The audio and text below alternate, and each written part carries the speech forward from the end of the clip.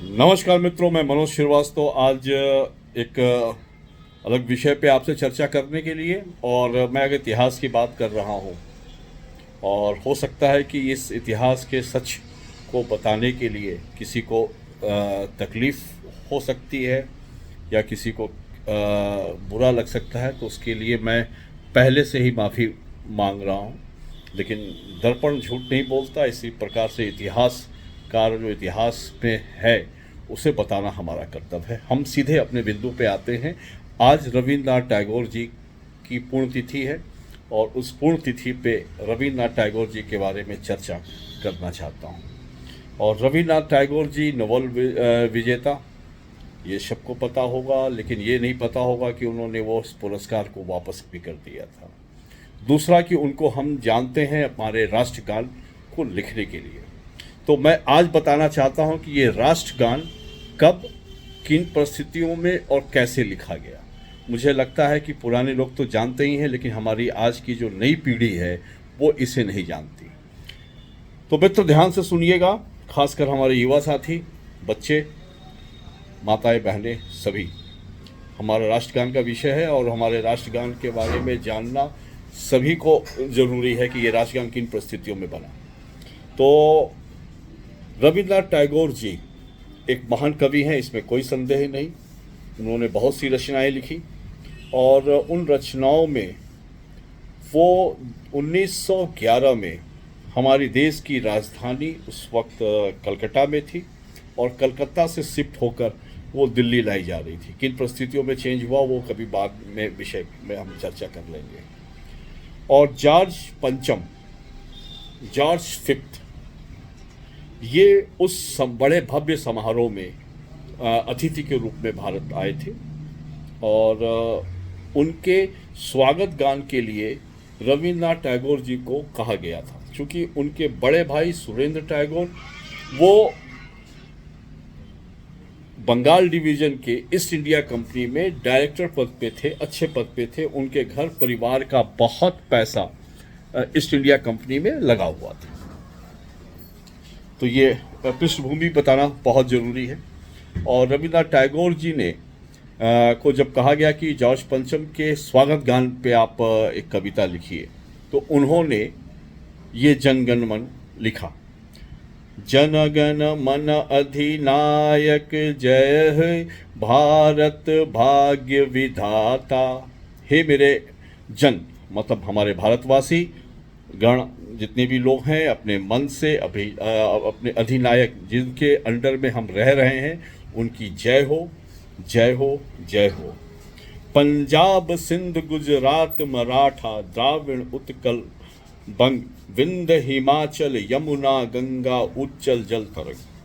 ये जितने भी राज्य हैं, ये जितनी भी नदियां, पवित्र नदियां हैं, आपके आने से ये खुश हैं, हर्षित हैं। तुम्हारी जय। तब शुभ नाम में जागे, तब शुभ आशीष मांगे, गाए जब जय गाथा। हम सुबह उठते हैं अपने मन से, तुम्हारे शुभ हो, तुमको तुम्हारा भला हो, ऐसा हम भारतवासी तुम्हारे लिए गाथा गाते हैं। जन गण मंगलदायक जय हो भारत भाग्य विधाता। हे मेरे भारत के भाग्य विधाता, तुम्हारी मंगल हो, तुम्हारी जय हो, तुम्हारे बारे में हो, जय जय जय। तो ये है इस का पूरा उद्देश्य और इस गाने की भावना, इसका डीएनए अगर किया जाए इस गाने का। और इसके बाद जॉर्ज पंचम इतना खुश होता है कि वो उनको लंदन बुलाता है और लंदन बुलाकर और ये कहता है कि टैगोर जी, हम आपको सम्मानित करना चाहते हैं। उस वक्त जॉर्ज पंचम नोबेल पुरस्कार विजेताओं की टीम के चेयरमैन हुआ करते थे और उन्होंने दबाव बनाया कि रविन्द्रनाथ टैगोर जी को इस वर्ष नोबेल पुरस्कार दिया जाए। इनको जब लंदन बुलाया गया तो उस वक्त ये विरोध होने लगा और उन्होंने कहा कि जितने भी सरकारी विद्यालय हैं, ऑफिसेज हैं, ये गाना गाया जाएगा, यानी जॉर्ज पंचम की स्तुति गान को ही भारतवासी अब गाएंगे।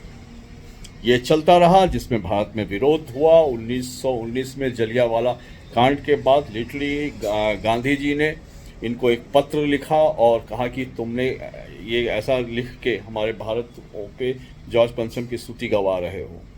बाद में रविंद्रनाथ टैगोर जी को उस नोबेल पुरस्कार को वापस करना पड़ा। ऐसे नोबेल पुरस्कार विजेता उनको गीतांजलि नाम की पुस्तक के लिए मिला था, लेकिन जॉर्ज पंचम ने ये कहा था कि तुमको गीतांजलि के नाम पे तो दिया जा रहा है, लेकिन हम मूलतः तुमको इस गाने की लिए दे रहे हैं, क्योंकि इतना बढ़िया स्तुति गान तो हमारे लंदन में भी हमारे लिए किसी ने नहीं गाया। अब विषय आगे बढ़ता है। 1944 में इनकी मृत्यु होती है। मृत्यु से 4 दिन पहले अपने बहनोई, जो उस वक्त इंडियन फॉरेस्ट सर्विसेज में लंदन में ही राजदूत थे, उनको उन्होंने एक पत्र लिखा। उन्होंने कहा कि हो सकता है कि अब भारत आज़ाद होने की प्रक्रिया में है और आज़ाद होने के बाद राष्ट्रगान अंग्रेज हम पे ये थोप सकता है, तो ये गाना राष्ट्रगान नहीं होना चाहिए और ये अंग्रेज़ों की स्तुति गान था।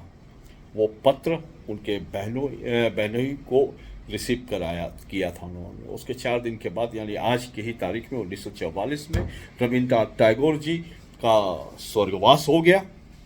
और अंतोगत्वा हम जब आज़ाद होते हैं तो 18 लोगों की कमेटी बनाई जाती है। उस 18 लोगों में से 17 लोगों ने इस को राष्ट्रगान होने से इनकार किया। गांधी जी ने भी इनकार किया, लेकिन नेहरू जी ने इस गाने को ही राष्ट्रगान बनाया जाए, इसके लिए वो अड़ गए। चूँकि माउंटबेटन उस वक्त तक भारत का कमान उनके ही हाथ में था, उसके बाद 3 साल तक रहा। तो मैं बाध्यता है, मैं कुछ कहना नहीं चाहता, बस ये मेरी भावनाओं आप समझ सकते हैं मेरी क्या है, और आप भी राष्ट्रवादी हैं तो आप भी समझ सकते हैं। लेकिन फ़िलहाल मैं इस बात को बताने का उद्देश्य ये था कि हमारे भारतवासी, हमारे यहाँ बच्चे हकीकत जान सकें कि ये राष्ट्रगान किन परिस्थितियों में बना। बाकी आप समझदार हैं और हमारी बातों से अगर किसी को खेद पहुंचा हो तो क्षमा प्रार्थी। जय हिंद, वंदे मातरम। आपका अपना मनोज श्रीवास्तव।